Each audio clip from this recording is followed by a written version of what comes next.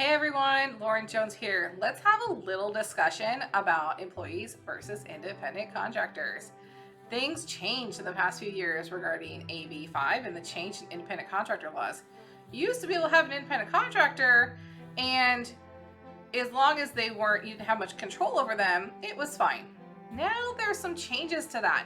And if they are doing the same thing that you're doing, so if, like, for example, you're an attorney and I hire an attorney as an independent contractor doing the same thing that I'm doing, and that causes some issues.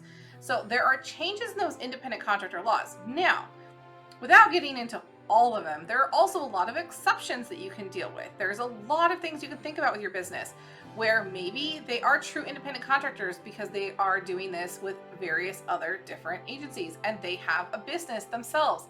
And that might exempt them from this rule where you're not misclassifying them. So we want to watch out for misclassification of employees because that can result in kind of a snowball effect of problems sometimes. So maybe your employee doesn't have an issue with it, but maybe another employee does, and then you get reported to agencies, and then they do investigations, and then you're on the hook for a lot of different issues.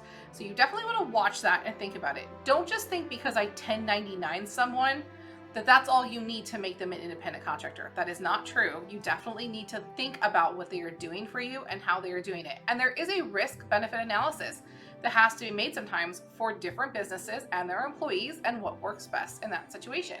So you definitely want to think it through. Employees are obviously people that are under you that you are paying all of their wages and their taxes and everything else.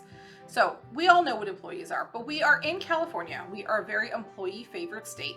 And that is why AB5 and that change in the independent contractor laws is in existence, because we are favoring employees and many people were getting taken advantage of in independent contractor situations.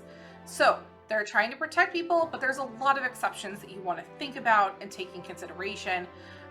Even I mentioned an attorney as an example. However, we are an industry that is not considered by those rules. So we get to actually still have independent contractors outside of that.